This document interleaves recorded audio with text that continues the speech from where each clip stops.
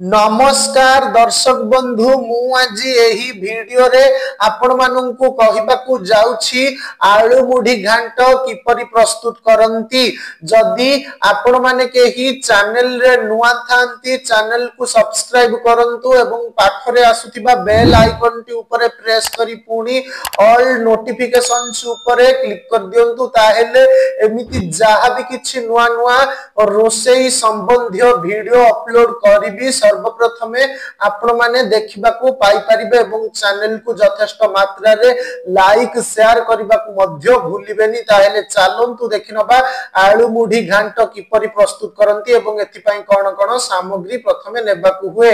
परिमाण 200 ग्राम आलू, 50 ग्राम बासना अरुआ चाउल, 2टा गुजराती, 20 ग्राम गुआ घी, 1 टेबुल चामच धनिया, 5टा कंचा लंका, 2 खंड दालचीनी, 1 इंच लंबर अदा, 20 ग्राम तेल, 2टा तेज पत्र, आवश्यक मुताबक लूण और हलदी गुंड।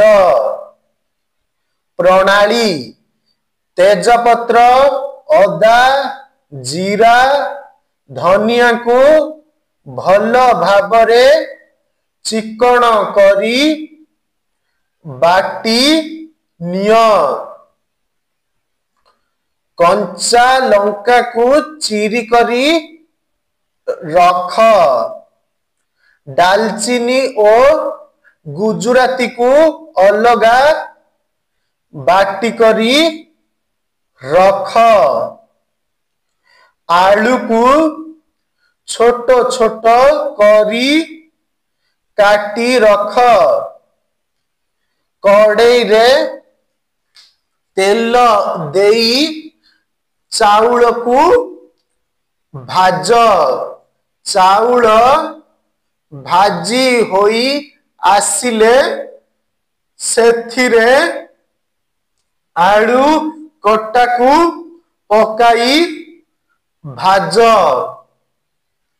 आलू भजा लाल होई आसिले सेथिरे धनिया जीरा मसला देई भाज।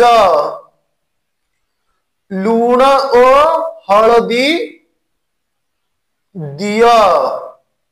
मसला भल भाबरे भाजी होई सेथिरु बासना आसिले पानी दियो। लंका और जीरा पकाओ।